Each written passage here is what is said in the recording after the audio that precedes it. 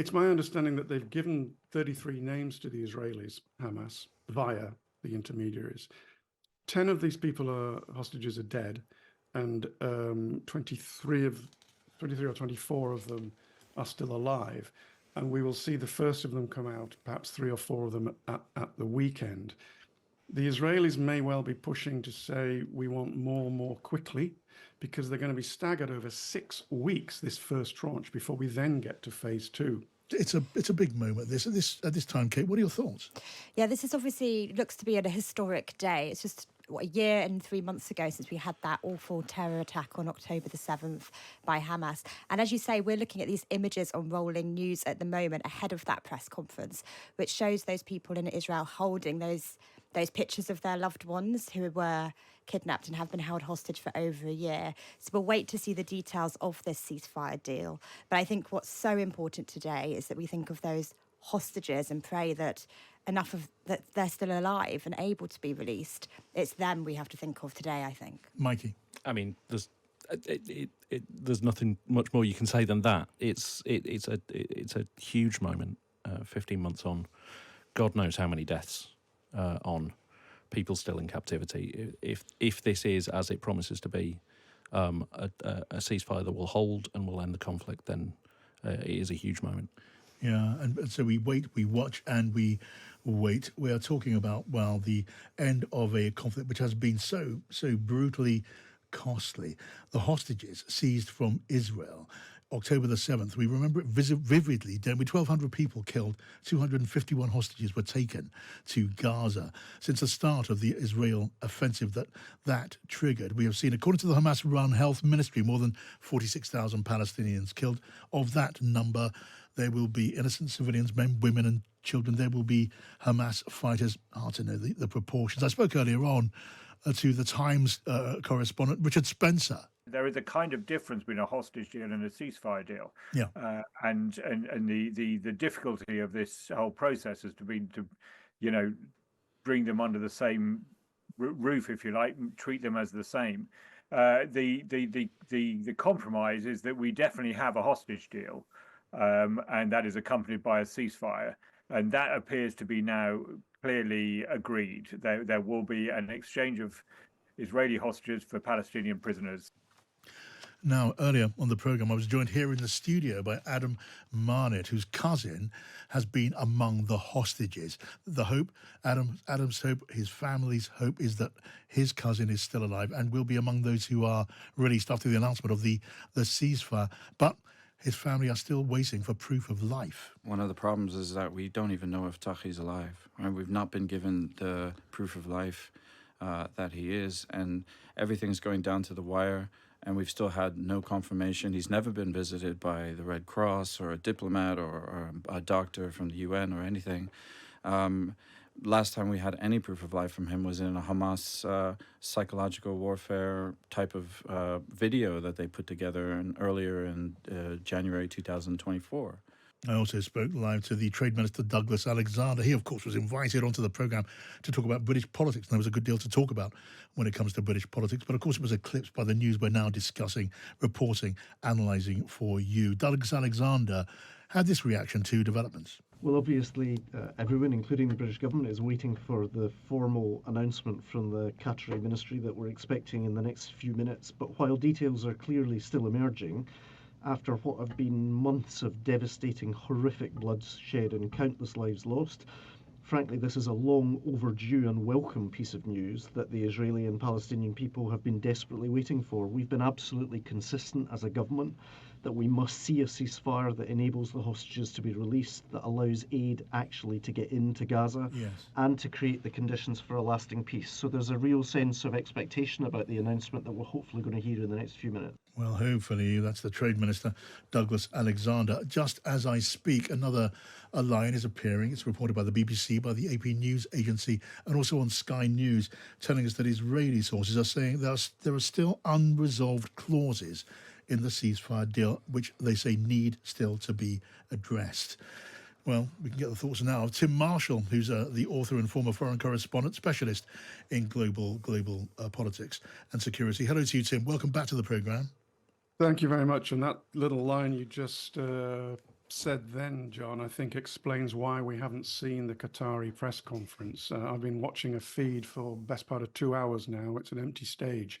I think that's why there's nobody on it. We can't know what is going on behind the scenes at this point, Tim. We can, on the basis of experience, understand that this deal has been forged and unforged, where there have been hopes that have risen and fallen in the past. And it's been argued, it's been pointed out that at this crucial, one hopes, final stage, this is when the fine details are very much on the table. Those points become magnified, and what was, it seemed, a technicality suddenly becomes a serious obstacle. We can't know where in that sort of range of possibilities this fits at this point. It does look like this is going to go through, but with the caveat that if it doesn't, if there is some awful, almost last second collapse, the problem with that is that there will be a massive escalation of violence quite shortly. It's my understanding that it's actually Trump that's got this deal over the line. Yeah. I've never seen a president-elect with so much power. And I've never seen a president-elect send his own Middle East envoy over to do a deal. Steve Witkoff was in Jerusalem a few days ago. That's Trump's man. It's not Biden's man. That's Brett McGurk. I mean, he was in Qatar as well. But I've never seen this before. And it does seem that Witkoff bent Benjamin Netanyahu's arm up the side of his back and told him, you're going to do this before my guy comes to the White House, because we don't want to have to deal with it. We want this out of the way. So it's Biden's deal. He put it together in May last year. But it's this new picture, both in the Middle East, which the Israelis have rewritten the politics of the Middle East, and the fact that this guy's coming into power. Yeah. I mean, look, I can talk you through the details. I can talk you through the 5 months that this process is going to take.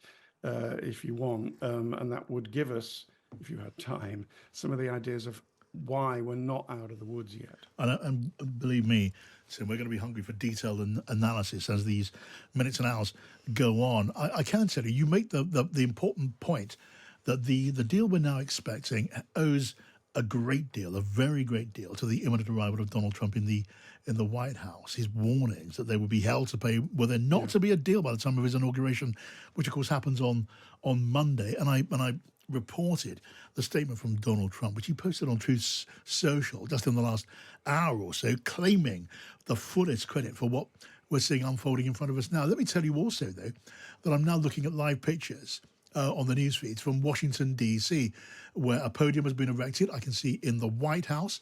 That podium bears the seal of the President of the United States, which tells us, doesn't it, that Joe Biden means to have his say too imminently. And he will want, for reasons we will understand, he will want to impress on us the role that he and his administration and his Secretary of State have played in getting us to this point.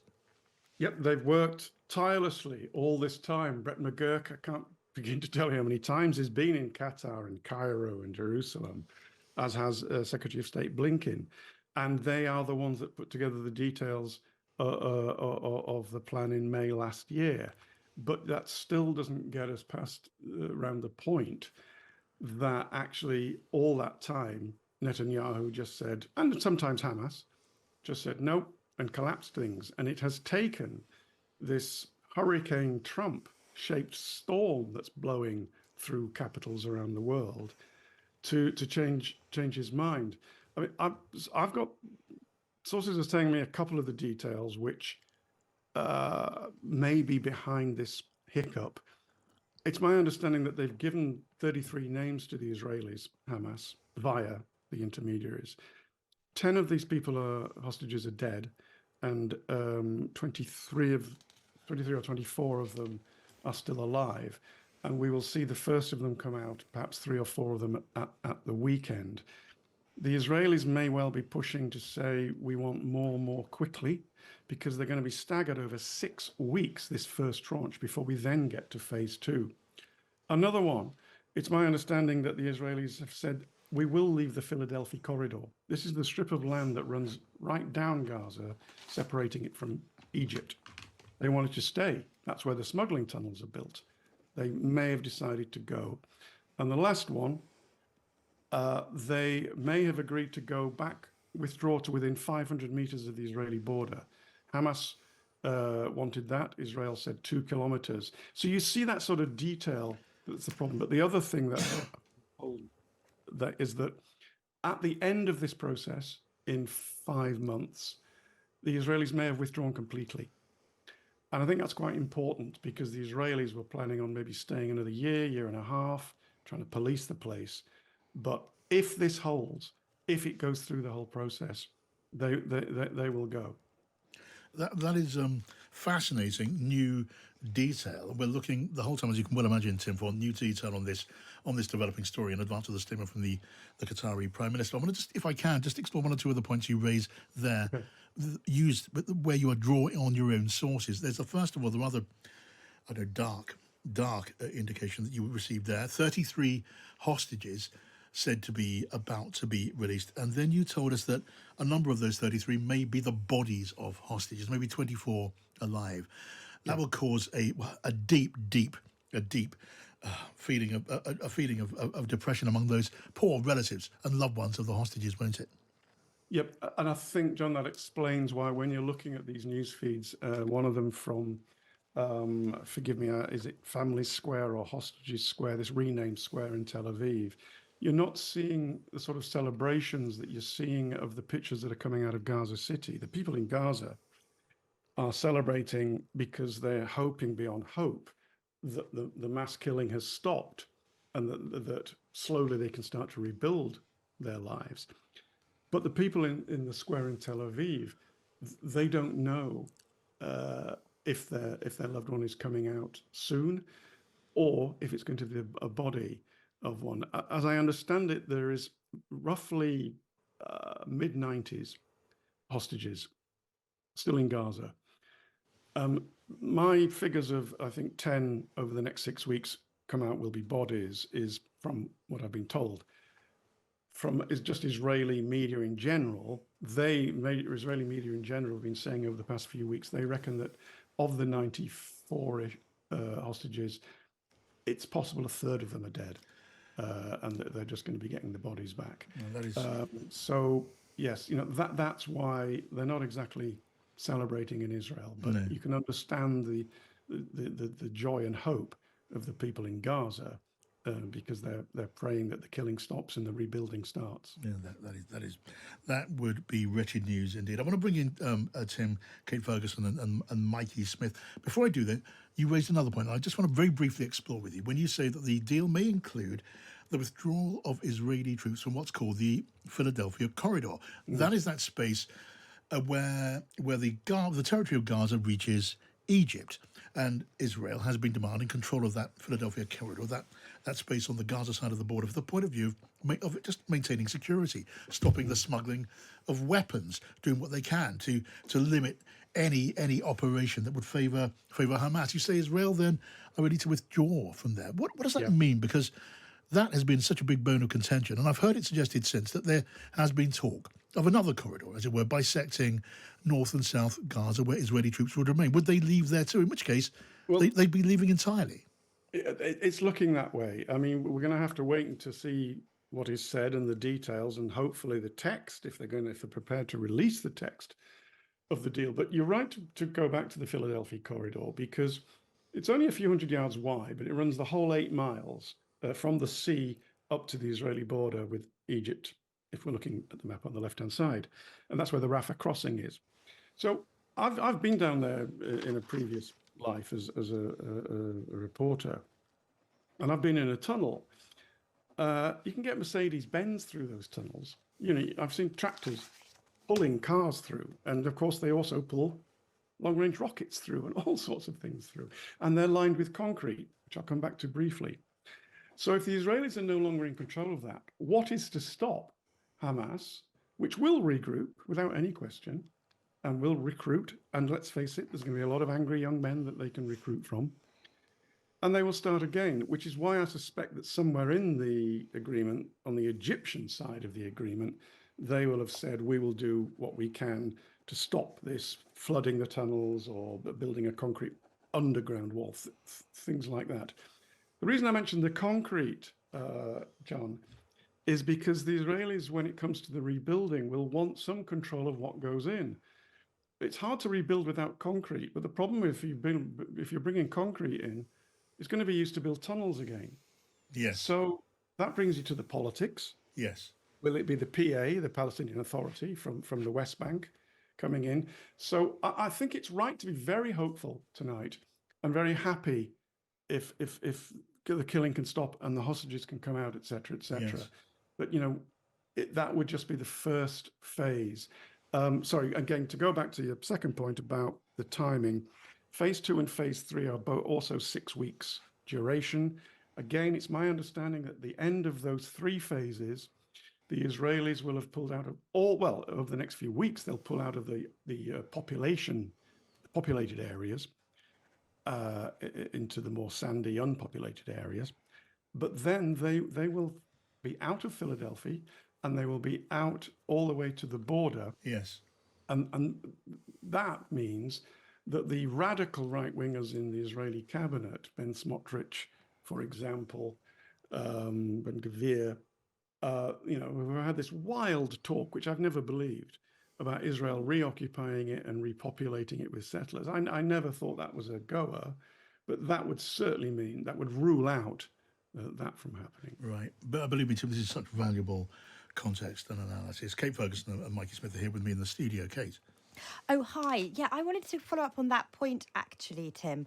So if we're looking at the future of Gaza after this, you've obviously had Israel move in with the bombing campaign for the past year. What is the future of Gaza? Presumably, Israel will not tolerate Hamas returning to run it. But I assume as well that Israel doesn't want to occupy the whole territory themselves. So what do you think the options are, and how likely is it that you'll see, I don't know, some kind of international presence there or West Bank presence there? You tell me. They don't want to reoccupy it. They had quite enough trouble when they were there. The Egyptians didn't want it when they occupied it. So I don't think. I think they would have been there for a much longer period of time than it looks like they're going to be, because they want to police it and go into a sort of counterterrorism mode. So if they're not going to do it, who is? Well, it won't be the Americans, and it won't be the British. It probably wouldn't be the French. I think you'd have to look to an Islamic country, of which, of course, there are many. So you're talking about maybe Pakistani troops could be badged under the UN, or possibly Turkish. Gulf states. So there could be a sort of fledgling peacekeeping force. The politics of it is actually more difficult, because Hamas 15 years ago fought a very short war with the Palestinian Authority, with Fatah, in the Gaza Strip, killed dozens of them and booted them out into the West Bank. And that's why there's these 2 entities, PA in the West Bank, Hamas in Gaza. And so whatever the Hamas leadership is, and it's thought it's now Mohammed Sinwar, who is Yahya Sinwar's brother, Sinwar, who was killed a few weeks ago. It was fairly hardline and a military guy. Is he really going to let the PA run the place? That's for them to have to deal with each other. So you may have a form of peacekeeping force, Islamic probably. You may have some political deal with Hamas and the Palestinian Authority. And when it comes to the rebuilding, that's actually the easier side of it. The Kuwaitis will put some money up, probably. The Qataris will put some money up. The UAE will put money up, Saudi, etc. And so if they can get that going, they can at least get people's lives back to normal. But the politics of it, yes, the initial problems are still there. Tim, I've heard it was suggested earlier on the programme by an expert from Israel that the solution to the question, the answer that Kate was posing there, who will run Gaza after the ceasefire, could be the Palestinian Authority in terms of administration of the Gaza area. Security, yes, maybe a matter for, you raised some options there, troops from Muslim countries. But the suggestion was that maybe the incoming president, Donald Trump, would wish to see the Palestinian Authority fill that political vacuum. So Mahmoud Abbas, Abu Mazen, then becomes the main player here. And that's what Donald Trump would wish to see. Does that sound to you credible? it sounds possible, but he hasn't been there since Fatah were violently kicked out of Gaza. Any PA politician trying to run the place would run the risk of being assassinated. I mean, because you've also got Palestinian Islamic Jihad, who are part of this deal, by the way, and the PFLP, Yes. Popular Front for the Liberation of Palestine. They are also part of this deal. And at any point, they could break and say, no, we're not having this. So that's why the road ahead is extremely rocky. Yes. We do hold on to the hope that people's lives can return to normal, but the politics of it is going to be incredibly fraught. All right. Tim, so grateful to you for joining us and giving us your perspective on this. I just want to mention to our listeners to tune into Times Radio Breakfast tomorrow from 6. Stig and Asma, of course, are going to be side by side. They will have the latest on the expected ceasefire deal. You will also, by the way, find out who is to be replacing Asma, because she's stepping down from that show at the end of the month. That is Times Radio Breakfast, live from 6 o'clock tomorrow. More coming up. Lots more coming up here on Pienaar and Friends. Do stay with us. One of our listeners, who it's from Paul Mandan Gassman, and he says, please ask Tim what future he sees for Netanyahu. That is a big, big political question. Yeah, sorry, what's in it for Netanyahu? What future he sees for Netanyahu? Well, you can't rule out a jail cell. It's happened before to Israeli prime ministers. He's got a majority. And it's probably enough. The Israeli cabinet, if this goes through, the Israeli cabinet will vote on the deal tomorrow and it'll pass. And then it'll go to the Knesset, the Israeli parliament. And because he's got enough of a majority, even if there are people that vote against it, such as Ben-Gvir, the national security minister, and Smotrich, it'll still go through. But then comes the reckoning. At some point, then if this holds at some point, probably this year, there's an Israeli election. Now, he's bounced back slightly since October the 7th, when the catastrophe of what happened that day was laid at his door and others, and he was at rock bottom. He has bounced back because of the victory over Hezbollah, because of other situations. But given that a lot of the hostages that are going to come out are going to be dead, given that Israel's security is long-term, is still in the balance because Hamas will reconstitute, and he said a war aim was to destroy it militarily, and that it hasn't been, it would be hard to see him win the election. And then he has these court cases up against him on various corruption charges, which once, if he's no longer prime minister, come to pass. So short term, he'll be the prime minister for most of the year. Longer term, a very uncertain future, shall we say. Okay. Before you leave us, I know you're president. I just want to get your final thoughts on another development reported now in the last few moments as you are speaking. It tells us that Egyptian media are reporting that preparations are now underway to open up the Rafah crossing. Again, that is a significant development. The path from Egyptian territory into Gaza being opened up, presumably clearing the way for, well, a full supply of aid of the kind that's been denied to Gaza so far. Israel denying any role in impeding that aid, insisting aid's been stolen by criminals and by Hamas. But that sort of relief is desperately needed. What do you make of that news? Well, I think it's true that Hamas does steal a lot of the aid, and then some of the gangster elements within it sell it at huge sums, which is why they're not entirely popular with much of the Gazan population. But and it is true that the Israelis have let through, thousands of tons. But it is also true that nowhere near enough aid has gone in. I mean, just nowhere near enough. And that's why this would be such good news, because it could really start to flow to the degree that is required to make people have enough to eat and all the different supplies that they need for the terrible conditions that they're living in. And again, I did hear earlier today that if the deal is signed, is done, is announced, at that point, the gates will open almost immediately.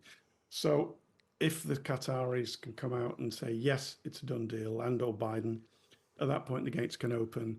As I understand it, the first 3, possibly 4 or 5 hostages come out over the weekend, and Palestinian prisoners begin to come out. And then this happens in drips and drabs, like every 4 or 5 days, so more people come out over the next 6 weeks. All right, Tim Marshall, your contribution has been just so helpful to us and valuable this evening. Let's talk again soon. I hope and believe that we will. This story has a long way to run, and there's still some big developments we're waiting to play out.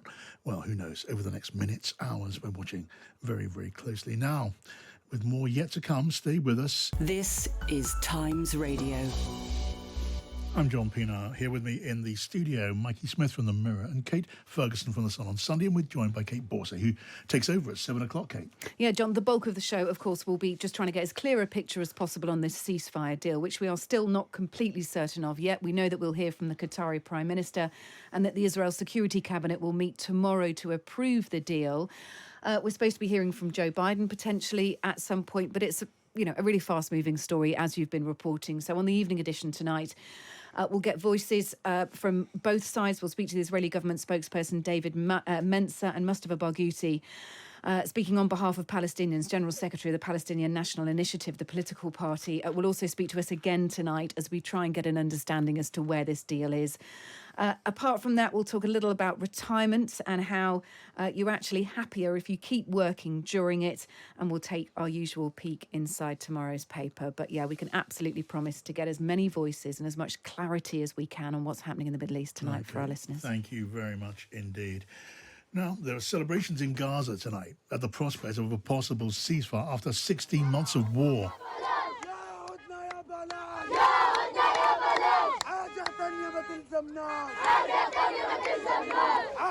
That deal, the expected deal, of course, follows months of talks. Qatar playing a mediating role. Egypt has been involved. America at the table too. We're waiting still for a news conference from Doha, which will, we expect, give us the final confirmation that a deal has been struck. But we're also hearing of last-minute issues not yet resolved. Those indications from the office of the Israeli leader, Benjamin Netanyahu, is saying final details still need to be sorted out. We are being joined, Mikey Smith, Kate Ferguson, and I now, live on the line by Miri Eisin, who's a retired colonel of the Israel Defense Force and a senior fellow at the International Institute for Counter-Terrorism at Reichman University in Israel. Good evening to you, Miri. Good evening from Israel. Thank you for joining us. Just share your thoughts at this moment. I want to think that I'm feeling bittersweet, meaning, oh my goodness, we're almost there. We're very hopeful. I am one of the voices who has been very pessimistic about Hamas being able to come to a deal, and I'm not as pessimistic as I was in the past. And having said that, the devil is in the details. And at this stage along the way, I think that everybody can understand that if Hamas and Palestinian Islamic Jihad and other factions in the Gaza Strip have been holding 98 people for the last 468 days, and we tried to get to some of them, not successfully, and over 100 were released over a year ago. What we're talking about right now is the details. Are they alive? Are they dead? Who is going to come home? And in Israel right now, I said bittersweet because at the end, if I'm a mother right now of a son, then my son's not going to be coming home at the beginning. If I'm the mother of a daughter, there's more of a chance. But can you imagine that kind of situation where nobody knows yet who the names are, if they are alive or dead? No, I mean, that sums up the anguish that these poor people must be going through. The hostages suffering, who knows what kind of anguish in the hands of Hamas, still at this final stage, waiting to see, well, will they be released? Will they be among the, maybe 33 hostages said to have been released?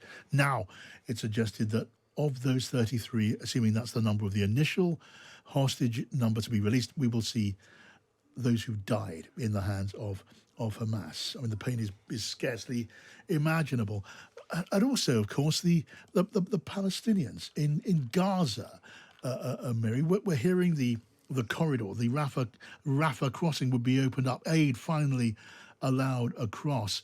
And you would not play down what the people of that territory have been through, the enormous amount of death that's occurred, the suffering and deprivation. That has been so much a part of this tragedy too. I think that war is horrible. I think that when you initiate the most diabolic type of attack that took place on October 7th and start a war, war is horrible for all sides.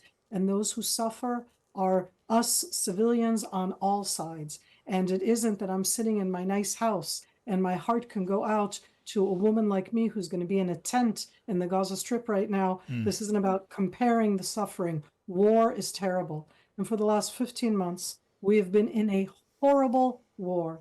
And I want to say clearly, Hamas took the hostages and they could have given them back a year ago when they started then, and they didn't. There are choices that were made here by Hamas, not by the Palestinians, not by the people, by Hamas. And I say it with my heart going out. We all need this war to end.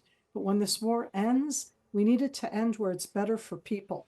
And I don't think it's better for the Palestinians for Hamas to be ruling. I don't think it's better for the people, the Palestinian Islamic Jihad in the last 15 months, because people don't talk about them enough, and they're holding a portion of the hostages that we have never seen, that we don't know who they are, what their situation is. In that sense, that diabolical aspect is about suffering. And yes, we all need to get past to be able to rebuild within, and to rebuild looking to the future. All right, Miri Eisin, my colleague Mikey Smith and Kate Ferguson are here with me in the studio, in the Times Radio studio. Mikey Smith. Yeah, I was just going to ask, obviously we've heard that there'll be sort of an initial release over a number of weeks of 33 hostages, which obviously is a fraction of the number that are still being held. Is that going to be? Of course, that means there's going to be a certain sort of dripping out of, it's going to happen over a period of time. It's going to be a fairly slow process. Is that going to be something that's going to cause frustration, impatience in people who are not unreasonably eager to see their loved ones? Right now, at the heart of Tel Aviv, at the place that's called Hostage Square, which is opposite what is the Israeli military center, and that's where they've gathered every single day, every single week for all of these 467 days, you can hear those voices already. And I think that I described it before. There's a 23-year-old girl there, and there's a 23-year-old boy there. And in as far as we understand right now, the initial stages will be 3 at a time. And initially, the women, the children, and bodies. That's all within those first 33. So who are the bodies? We don't know. Are the bodies women and children, or men that we just don't know? And I just give that anguish because it's going to be an excruciating 42 days just for those 33. And then you still have an additional 65 people, both alive and dead. There it's already more clear that there are more dead, but every single family. And inside Israel itself, I say as somebody, I'm the mother of 3 kids. My husband, myself, this could have been me. This could have been you, okay? I mean, that Nova party, if you were there at 6:30 a.m. If I happen to live in that area down south, my kids are serving. I serve. If you were at the military base, every type was taken in that attack at the time. So the anguish is going to be hard. That's why it's so bittersweet. And you don't have it hand in hand. This has been such an ugly, horrific war. Do I have anything good to say about it? I don't. And that anguish is going to continue now because of the lack of knowledge. And that lack of knowledge, by the way, is a distinct difference between terror organizations, and that's Hamas, Palestinian Islamic Jihad, not the Palestinians, but between the terror organizations who not only hold the information, but use that information to scare us, to threaten us, to fragment us, to break our hearts. And that's been done over the last 15 months, almost every single day. In a moment, Miri, I want to bring in our colleague, Kate Ferguson. I just want to put this to you. A senior UN official, this is just in, a senior UN official now reported to have said that a short-term surge in aid deliveries into Gaza after a ceasefire will be difficult if the deal does not cover security arrangements in the enclave. And this is a quote: "Security is not the responsibility of humanitarians. It's a very chaotic environment. The risk is that with a vacuum, it gets even more chaotic." That was a UN official speaking on condition of anonymity. I mean, your thoughts on that, Miri? And also, yesterday I was speaking to a member of an aid agency, Norwegian aid agency, who was suggesting, and I ask you this as a former member of the Israeli military, just for your perspective and your thoughts, the aid deliveries into Gaza have been interrupted. They have fallen into the hands of criminals. They have been looted. But some of that was taking place in the gaze, in the presence of Israeli forces. And this member of the Norwegian aid agency was holding or seeking to point a finger of blame, if you like, at some of those Israeli military personnel for, as she was suggesting, allowing some of the deprivation to take place to the extent that it has. Just what are your thoughts on that? Every single time I listen to that, first of all, as I said before, war is absolutely horrible, and the humanitarian aspect is the worst one at all. But that's talking in big numbers. There's the absolute numbers is that out of the 467 days, I think that the Israeli government on 2 separate days that I can point out made bad decisions. One day they stopped the water for a day. That was one day in these 467 days. And again, this is within the war, and I still think that that was a horrible decision. And on one day they stopped the convoys going in. And on all of the other 465 out of this 467 days that Hamas initiated on purpose in all sorts of different ways, we allow it in, we enable it in. And you're right, we're the ones who are there, but we have not conquered the Gaza Strip. We didn't do that. We have gone in both looking for hostages, trying to destroy the Hamas terror military capabilities. And this is the most challenging environment that there is because it's millions. All right. So I don't have an easier answer for that. I really do think that the anonymous and Norwegian woman who maybe is not anonymous should come and give the exact data, because I'm in a military that holds itself as being something that's supposed to be under the rule of law. And if we have done things like that, then we need to check ourselves. And we have checked ourselves, but for some reason that's never published. Yeah, I should say, indeed, harsh mistakes, then we need to check that. That cannot be. Okay, I should say that was not an anonymous suggestion. It was aired openly on this programme yesterday. Our colleague Kate Ferguson is here too. Oh, I wanted to ask a question.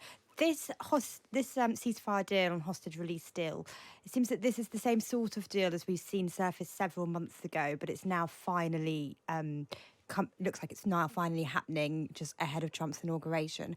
I wonder how much kind of upset and anger there is in Israel that this was not done before, that this deal did not get over the line before, Netanyahu seemed to block it before. I always wonder as I look at all the different countries around us, I don't compare myself as Israel to a Lebanon or a Jordan or an Egypt or an Iraq. I do compare myself to a country that I greatly admire, like the United Kingdom or France or Holland, and how you would be in such a situation, because it is unprecedented. I have no good answers. There's polarization inside the Israeli political structure. We were in a horrific year of 2023 within that polarization of demonstrations of anti-government, and that came both into the war and to the issue of the hostages. I'm not going to deny it. Having said all of that, I personally want to hope, I want to believe that the Israeli prime minister, I want to hope, I'm not sure if I believe it, that he would not have stopped a negotiation process just because of politics, but because of coalition government, who would leave the coalition at the time. It's always easy to blame us, but in this case, I actually put the finger much more on Hamas, that really it's a terror organization. We look at it as if being like this legit political partner. It is not. And I'm not talking about the Palestinians. I'm talking about Hamas, the murderous organization that did and planned for years that October 7th attack. Okay, Miri, forgive me for interrupting you. And I wanted to put some of those points to you, and thank you for joining us and giving us your thoughts and your answer to the points that were put to you. We can now cross live to Doha, Qatar, and hear from the Prime Minister of Qatar. In the hopes of reaching a permanent ceasefire between the two sides, as well as allowing the access of large quantities of relief aid to the Palestinian brothers in the Gaza Strip. First off, I would like to thank our partners in the Arab Republic of Egypt, the United States of America, notably the envoy to the Middle East of the President-elect, Steve Witkoff, as well as the MENA coordinator at the U.S. National Security Council, Mr. Brett McGurk, for their efforts that contributed to push these negotiations forward and reach this deal. I would also like to express my deepest thanks and gratitude to our brothers from the Arab Republic of Egypt and His Excellency, the Minister Hassan Rashad, who have contributed and made serious efforts in collaboration with their Qatari partners in order to make this deal a success. With the approval of both sides and the negotiators on this deal in order to finalize all executive measures for tonight, and after that we will be taking all the internal measures, the Israeli government will be taking the internal measures, after which the agreement will enter into effect on Sunday, January 19th. The exact timing will be identified later. The phase 1 of the agreement will go on for 42 days, and it will include a ceasefire and the withdrawal of Israeli forces to the east away from populated areas. Israeli forces will then be positioned along the Gaza border, and which will allow for the swap of prisoners as well as the swap of remains and the return of the displaced people to their residences. This will also facilitate the travel of wounded and sick people in order to receive treatment. Phase 1 also includes an increased flow of relief and humanitarian aid to all parts of the Gaza Strip, as well as the rehabilitation of hospitals, health centers, bakeries, and allowing the entry of fuel and civil defense equipment, as well as basic necessities for displaced people who lost their houses as a result of the war. In phase 1, Hamas will be releasing 33 Israeli captives, including civilian women and female recruits, as well as children, elderly people, as well as civilian ill people and wounded, in return for a number of prisoners who are being held in Israeli prisons. Regarding phases 2 and 3, the details will be finalized during the implementation of phase 1. The state of Qatar reaffirms the necessity of both sides committing to the implementation of all 3 stages of the agreement in order to prevent civilian bloodshed and in order to shield our region from the consequences of this conflict and ensure that we have lasting peace in the region. Qatar will continue its joint efforts with the Arab Republic of Egypt and the United States of America to ensure that all sides are following through with their commitments and engagements and ensure that all 3 stages will be implemented. We look forward to seeing regional and international efforts coming together in order to assist with relief and humanitarian aid and supporting the United Nations in its attempts to enter aid into the Gaza Strip. Qatar will spare no effort to offer help to the families in the Gaza Strip and doing everything that's necessary to alleviate the suffering of the residents of the Strip. Since October 8th, we in the state of Qatar saved no effort with the under the constant and watchful eye of His Highness Sheikh Tamim bin Hamad Al Thani. We worked day and night in order to reach this moment. And since our mediation efforts succeeded last November to guarantee the release of 109 hostages in return for a number of Palestinian prisoners, we have been working continuously in order to prevent bloodshed and put an end to the war machine and restore hope for our region in a prosperous future that will allow our people to dream of a better future. For 411 days, meetings and contacts continued with our partners and both sides of the conflict until we reached this long-awaited moment today. However, today begins a responsibility for both sides, who will be supported by the international community and the mediators in order to achieve complete success. And this is what we will be focusing on in the coming days and weeks. I would also like to express our thanks to all our partners in the region and internationally for their support to our efforts all the way until we reach this deal. And in conclusion, I would also like to remind our brothers in the Gaza Strip that Qatar will continue to offer support to our brothers in Palestine, and that this happens under the close watch and the watchful eye of His Highness Sheikh Tamim bin Hamad Al Thani, day and night, hour by hour, and minute by minute. We would like to tell them we give thanks to Allah for bringing us to this moment today, and hopefully this will be the last page in the days of the war. We would also like to call upon all sides to fully commit to all the articles of this agreement and to continue implementing these procedures and measures in accordance with the agreement. The state of Qatar will continue working jointly with its partners in order to make sure that this deal is implemented in full and that calm returns to the Gaza Strip in a sustainable manner, and we will never give up the people of Gaza. Thank you. We are listening live to the Prime Minister of Qatar announcing a ceasefire in Gaza. The details being set out there by the Prime Minister, 33 hostages to be released as part of this deal in exchange for, well, an unspecified number of prisoners held by Israel, Palestinian prisoners.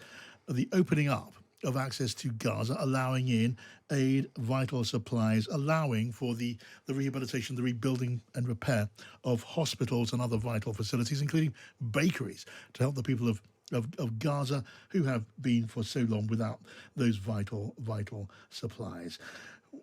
More details still to be discussed. We're going to be following this here on Times Radio through the evening in the light of that very important and so long awaited announcement. We've got Mikey Smith in the Mirror. We got our colleague from the Sun on Sunday, Kate Ferguson. What do you make of it, Kate? Yeah, well, it looks like that ceasefire coming into force on Sunday, doesn't it?